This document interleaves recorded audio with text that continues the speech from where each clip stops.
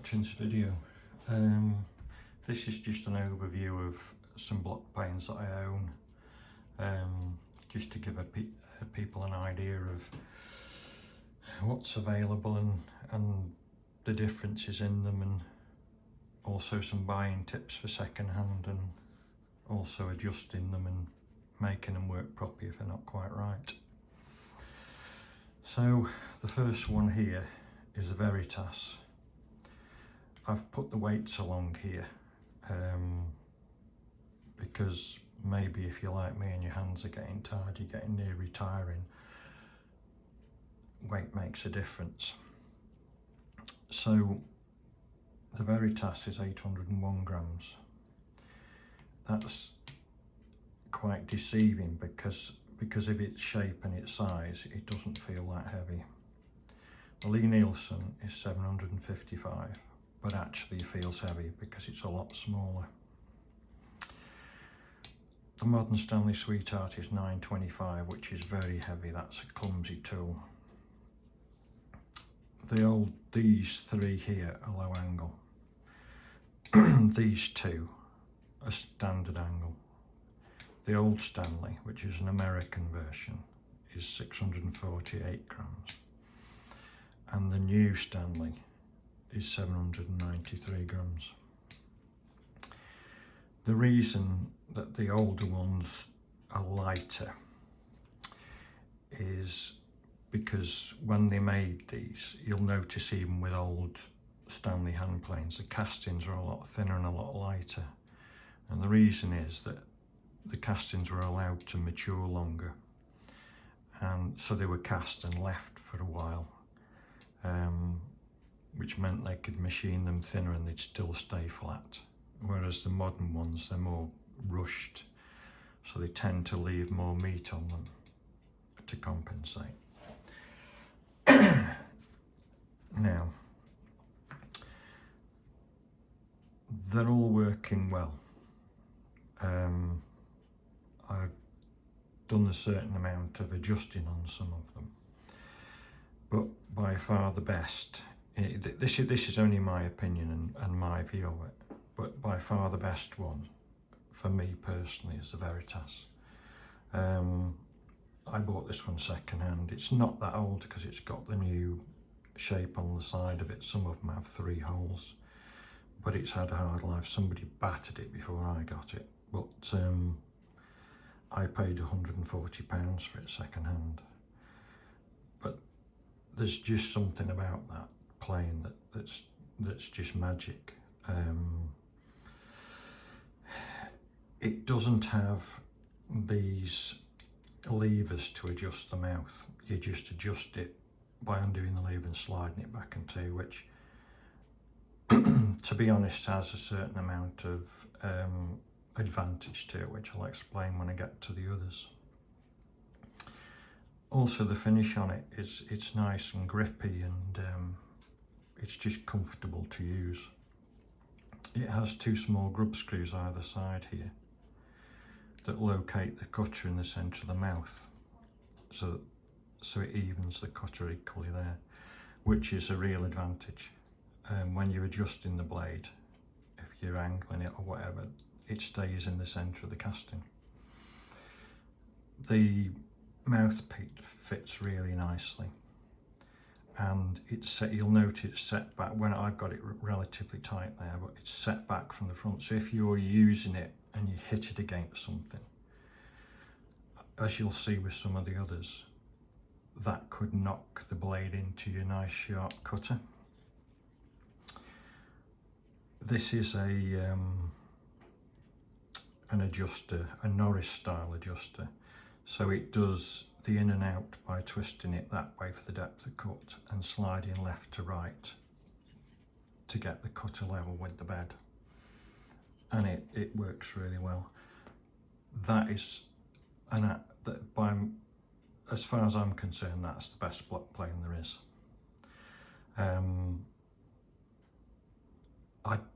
I don't have any faults with it or any complaints about it at all. They are expensive, that's the only drawback. they were £220, and I wouldn't have been buying, personally, I wouldn't have been buying one at £220, although I do think it's worth it. It's a lot of money for a block plane. They have just had a price drop in the UK, and they're sub 200 at the moment.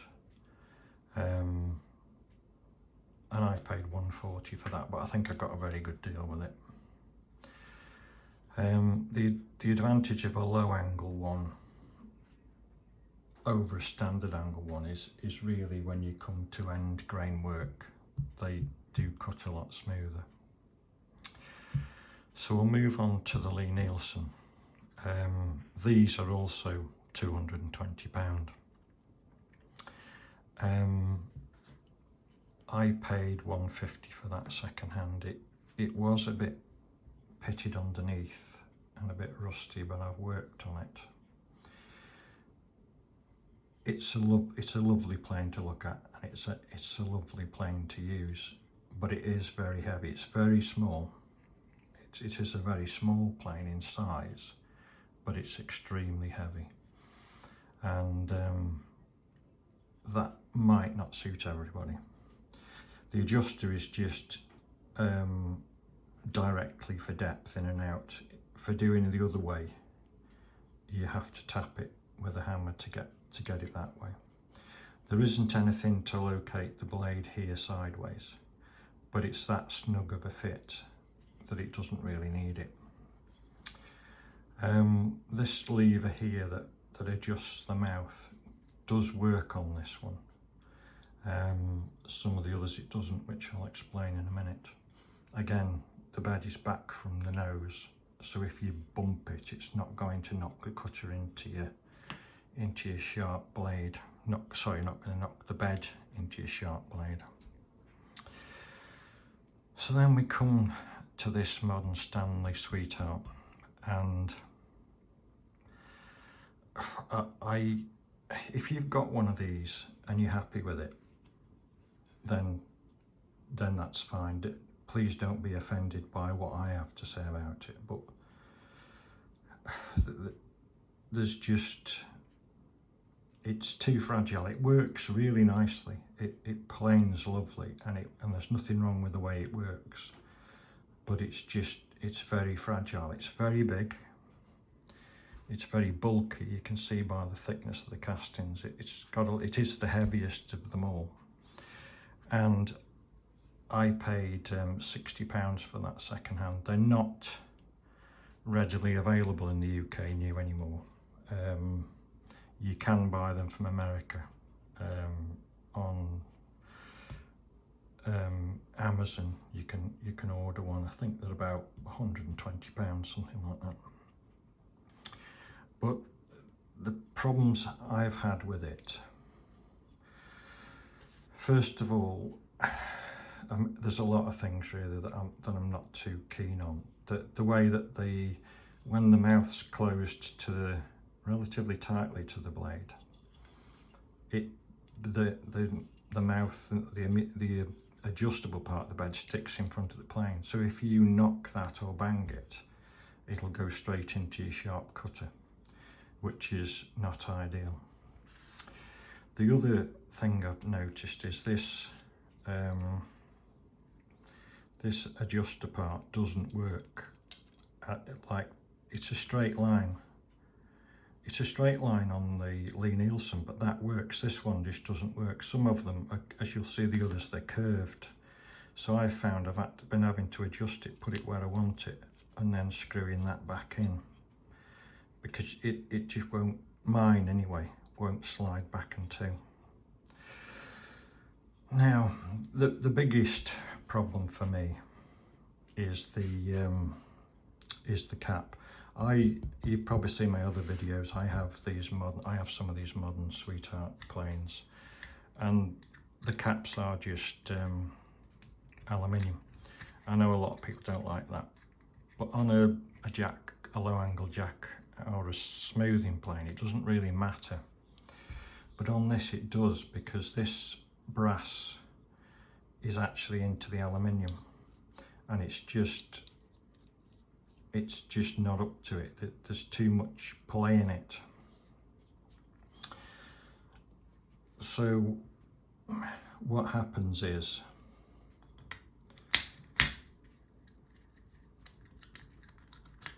when you screw that, I found I've had to screw that in a bit, and you adjust that. You don't need a lot of pressure on any of these, never tighten them up really tight. They only need to be snug, that's enough. But this one, this is also a Norris type adjuster, but it isn't as accurate as the Veritas. It does work, but it isn't as accurate.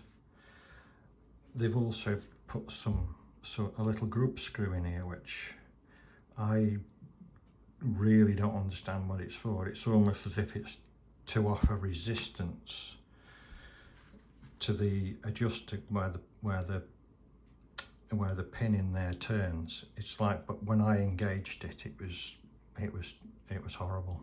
It was notchy, and so I've wound that back out, but I don't know what. I'm presuming that's what it was meant to do. So when you tension the cap up with that, you can see that it's not,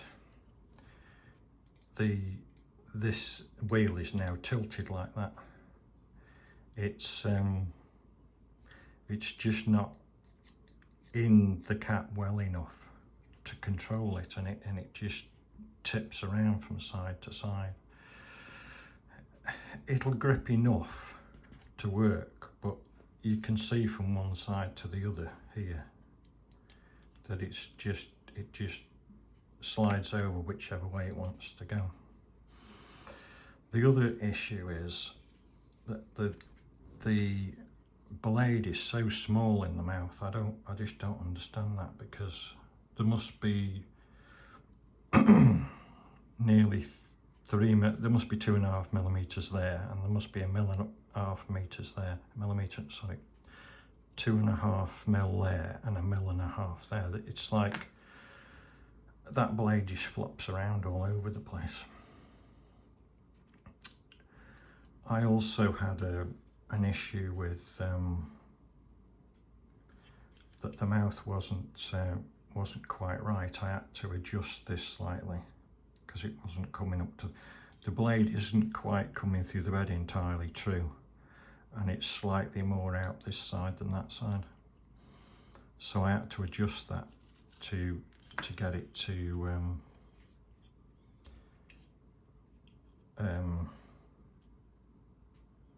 true up to the blade, so it made the mouth look parallel.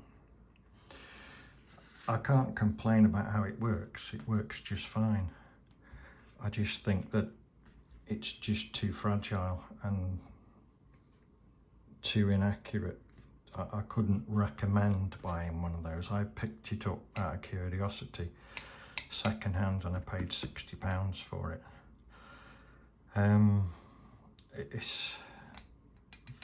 I think that cap, the aluminium cap, is just a step too far with this particular plane, and the fact that the adjuster or the tensioner is threaded into that aluminium is just, it's just asking too much of it. So I personally wouldn't go down that route. Now the other two are standard angles. This is an old American version, and this is the more modern version. I bought this one for £30 off eBay, but it had a Stanley, it had a US cutter blade in it, but somebody, which we're talking about over tightening the wheels on these, it actually dinted the cutter there, and it had distorted the whole cutter. I couldn't straighten it. I tried all sorts of things to straighten it, so I bought a Ray Isles blade and fitted that in, and it works really well. The thing I'll say about these is, if you're looking to buy one of these on eBay, the thing to look for, if you can get a US one where the whole bed is machined like that, they're better. Some of them you'll see they'll just be the perimeter and that front edge will, the British ones, they'll just be the perimeter and that front edge machined, and it's better really on a more solid bed like that. The other issue is when you buy one, look for one that's stripped down so you can have a close look at the pictures, because here there are two little teeth and those engage in the back of the blade. As you wind this up and down, that lever travels and it moves the blade. Sometimes those teeth are damaged or even missing, and that'll be a real problem for using it. So it's always worth making sure they've got two good teeth on there. I don't know how you put that where you can see it, possibly, maybe there. But yeah, try and get one that's got good teeth in that part. The adjusters are rather novel on these. They're more like a jack plane, where the actual pin is in the blade and it's curved around to give you the lateral movement, and that wheel does a lever that moves it forwards and backwards. But it works well. This one has been, somebody's nibbled it at some point for some reason. It's had some taken off the front of it. That's why the Stanley logo is so close, but that doesn't affect it. But again, the bed is back from this part of the bed, the movable part of the bed is back from the main body, which again is protecting it from being knocked into the blade. The only other thing that I've done to this one, I had to file this out of here a bit, this part, because it wouldn't let the mouth close up as far as I like it to be. So only a minor problem, but it wouldn't let the mouth close right up, and the actual thing doesn't really work that well. It doesn't really matter, but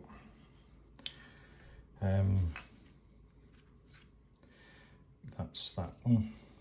Now the other one is the new Stanley. Now I bought this off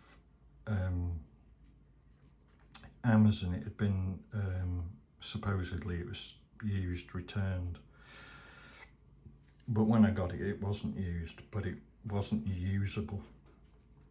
The blade was coming through the bed at an angle, and the adjustment, this has this as an adjustment, wasn't enough to square the blade up to the bed. You could, I suppose, grind the blade at an angle, but it's still, the blade would be forward more one side than the other, and it's, I suppose it would work, but it doesn't, it's not really what I'd want. So in order to correct that, it's not, well, it's easy in theory, but it's not that easy in practice. So what I had to do was strip this out so I could get to there, take the front bed off and get a file in and refile this bed here, this surface where the blade sits. Because when you looked at it from here, you could see, I can move that away a bit so you can see it. Take that off, I think. You could see that where it comes through there where it's sharp, you could see there was like a millimetre one side and nothing the other on that. So it's like the seating area, or the frog area if you like, wasn't ground into the plane right. It's as if when they machined it, it had been cocked up in the machine like that, and it had put a slanted bed on it. But I did get over it with a bit of perseverance. I also had to file, again you can see I've had to file this out here because I couldn't get the bed to close up close enough to the blade. But again, at least this one, the bed is back from the front, so it is protected from knocking it into your blade to a certain degree. This one, you've got your depth adjustment, and then that is those two notches adjust your blade left to right. But now it's sorted, it works well. The front bed doesn't fit in the casing very well. You can see that there's gaps, and you have to kind of adjust it slightly to where you want it.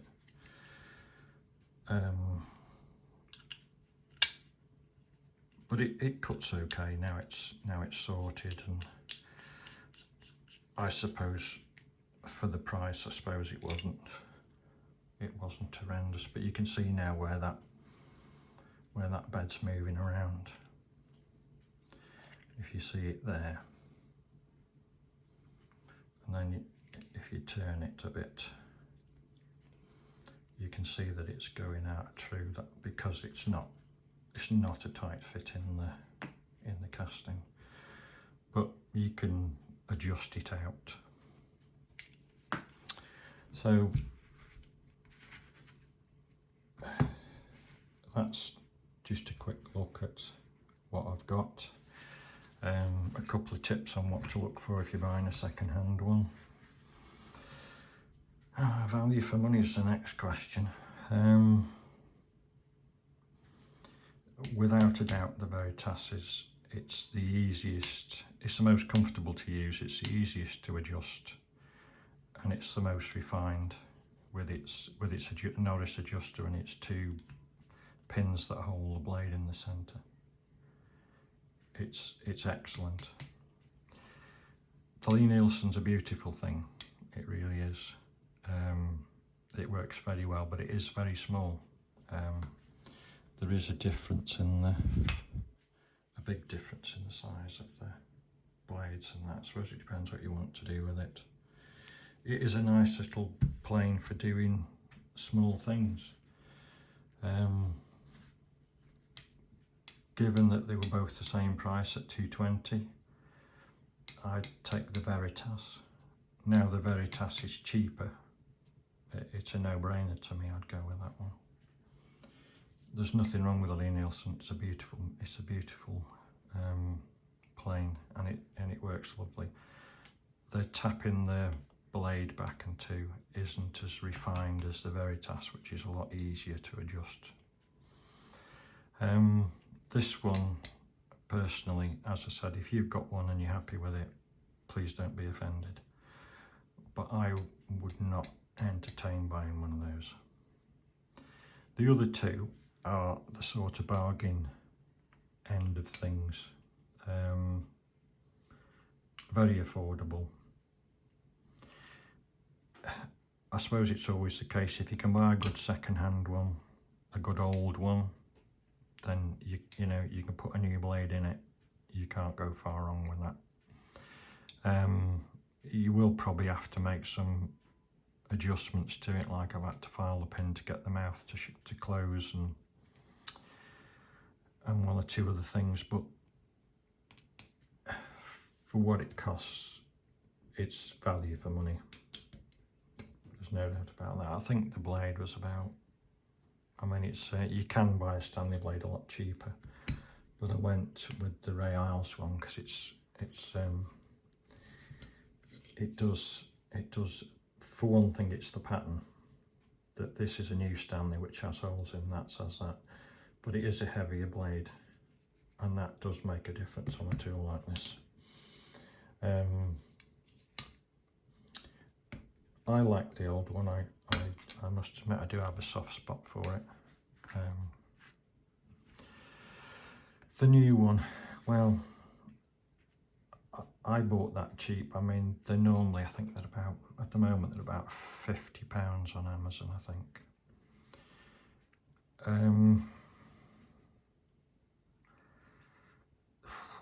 I don't really know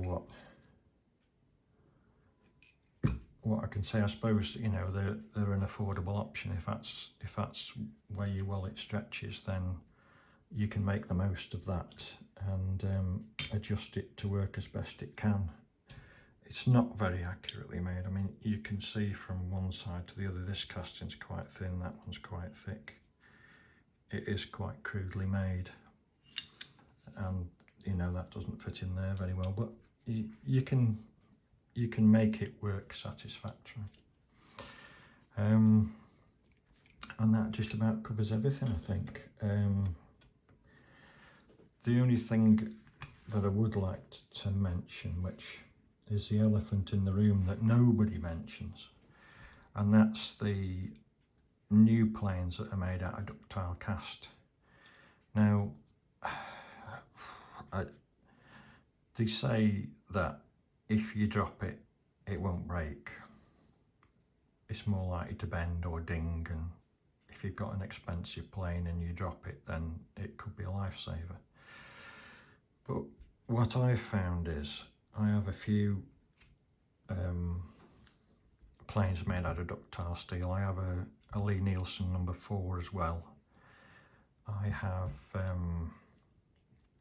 a Quansheng number 4, the Chinese one, and the metal pits really badly. It doesn't rust. I've looked up on reviews and things, and ductile cast is supposed to rust less than standard grey cast, which this is what this one's made of. And that might be true, but I had a new Lee Nielsen number 4 smoothing plane sitting in the house by the TV. It was warm and it was dry, and all I'd done was degrease it and put it there, waiting to spoil it by using it, and pits just started to appear in the bed. Just if you're old enough to know what loose tea looked like, it's like tea leaves. It's like that. You just get small specks appearing, and it's almost as if there's none visible on this one, but it's almost as if there's like pores in the steel, and they just appear. There doesn't seem to be any visible rust on it, but you get like pits starting to appear, and nobody mentions it, nobody says anything about it. The Quansheng one I bought, the number 4, that had got a whole line down the bed, a whole thin line of pits down the bed, which it must have been touching something slightly damp, but they're deep. They're not easy to get out, and it's just something that, admittedly, if you drop your plane and you break it, that's the end of it. But keeping the pits out of this ductile steel is not an easy task, and an awful lot of them that you see are quite heavily pitted second hand, and it is too deep to get out. But it looks, I mean, these are probably chips in this one. This one has really had a hard life, but they look like this, like small black specks. I don't know how I can get that light to catch that. Yeah, you can just about see them. They look like small black specks, and they're actually almost like pinhead holes in the steel. It's almost like it's rusting beneath the surface somehow, and it's just something worth mentioning. If you do have a ductile steel plane, keep it oiled. Do your best to keep it dry, but from what I've seen, they pit really easily. So that's, to me, that's the elephant in the room that nobody talks about. But the old grey cast, obviously that would pit, but these are older. You know, these have been around a long time. You know, pitching on those, it's expected, and it was probably quite rusty at one point. The ductile steel doesn't even need to get, from what I've seen in my experience and what I've had new stuff as well as second-hand stuff, and the pits just seem to appear. So I think that just about covers everything. That without doubt is my favourite block plane. If there was a god of woodwork, then he blessed that one. it's a fantastic plane. The other thing you can also, you see there's some small holes in the machining here. You can actually get a rear plane handle for it, or a knob, but the rear plane handle, and you can actually swap that out for a wooden knob and make it into like a miniature smoother, which is, it's an interesting idea, and I'm sure it would have a use for some smaller jobs. They're not cheap. I think the knob's about £25. I think the rear handle's about £45. But it's an interesting proposition. I have thought about getting them, but I really do like using it as it is.